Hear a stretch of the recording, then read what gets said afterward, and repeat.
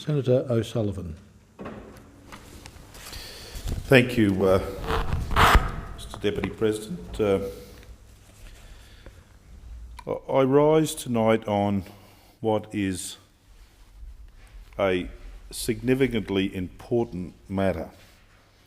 But as I lead into my speech, I want to briefly reflect on what I think one of the most powerful honours is attached to being a senator in this federal parliament, and that is to give voice to someone who does not have the capacity to give voice to the issue for themselves. And today this evening I stand to speak on behalf of Mrs. Norma Hamawai, a grandmother. I stand here, Mr. Deputy President, as a grandfather speaking on behalf of a particular grandmother, but indeed in spirit on behalf of many grandmothers and grandfathers and mothers and fathers who are around the country tonight are in the most anxious phase of their lives as their children and their loved ones, their sons, their daughters, their brothers, their sisters, and indeed themselves in some instances, are suffering from a very severe and debilitating condition called atypical hemolytic uremic syndrome.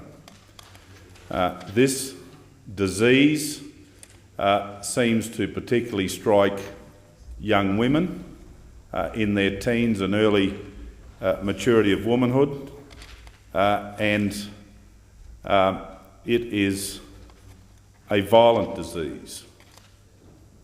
It is a disease that attacks their organs, in particular their kidneys, their livers, and eventually the brain, where without treatment they can have and suffer from complete organ failure in periods as short as 3 or 4 months.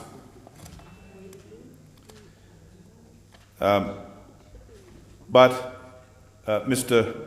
Deputy President, there is a solution to their plight, and the solution to their plight is a drug called Solaris, and that drug is manufactured by Alexion Pharmaceuticals in the United States.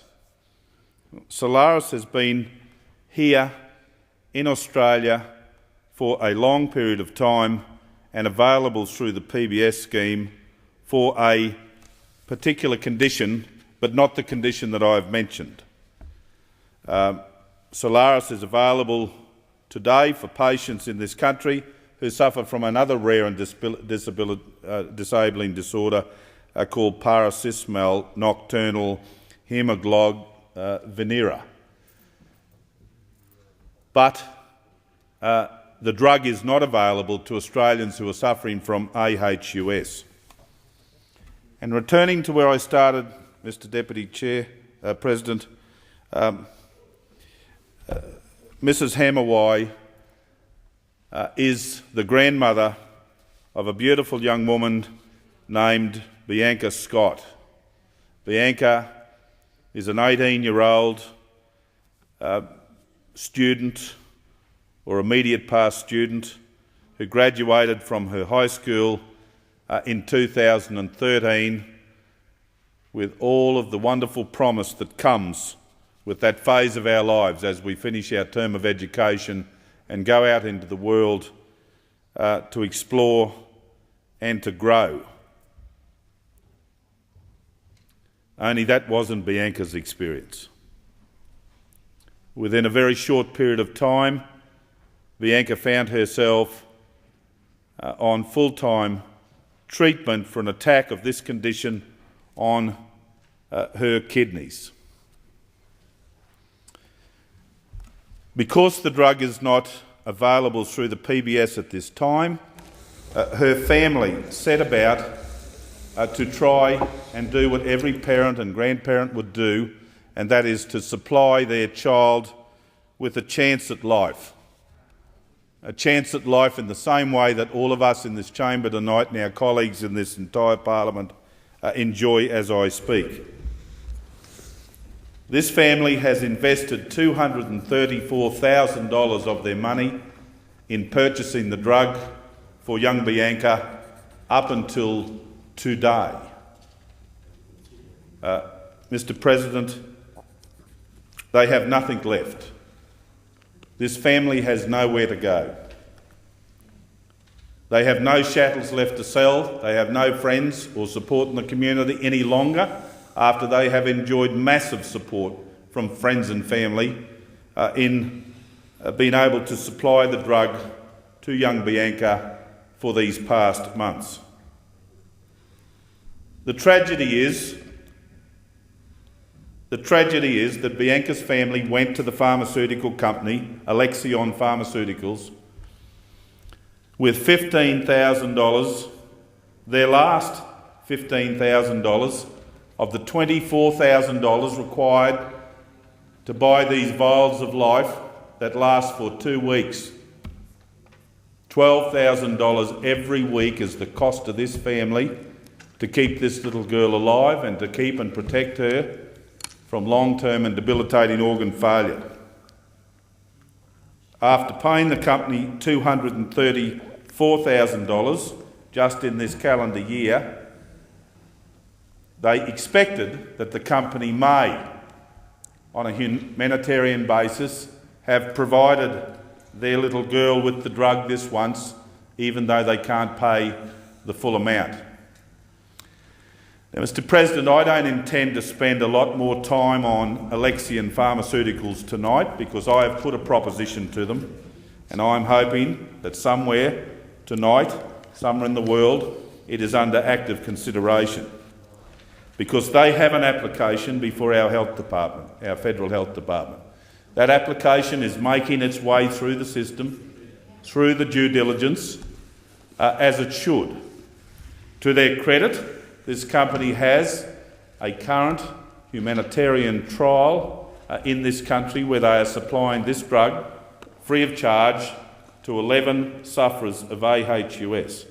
But, Mr. President, the tragedy is there are another 11 souls, as best I can research, who currently are in need of this drug. And I'm calling upon this company to consider extending their humanitarian trial until such time as our health department has completed the due diligence required to make a decision with respect to the acceptance of this drug. I understand that that's at an advanced time. I also understand there will be further negotiations in the coming weeks. I understand that progress has been made. But if we're unable to get a positive solution with respect to this drug within the next couple of months, people like Bianca Scott will not be with us, or at least they will by then have suffered such extensive damage to their organs that it will not be able to be reversed. Now, I understand that Alexion is not a charity. I understand that it can't go all around the world putting their drug, in which they've had considerable investment, out there for nothing. But I've put a proposition to them that they do so for free as an investment in being a good corporate citizen in our country until such time as our health department has had the chance to properly and carefully navigate the path that's required to have this drug approved. And, Mr. President, I say this. I intend to rise to my feet at every opportunity I can over the coming days and the coming weeks and the coming months to progressively continue my call to Alexion. I will try and garner support from any quarter that I can, by any method that I can, until such time as they provide us with the relief that's required for these people whilst our government looks seriously at approving their drug on terms and conditions that are very financially favourable to them.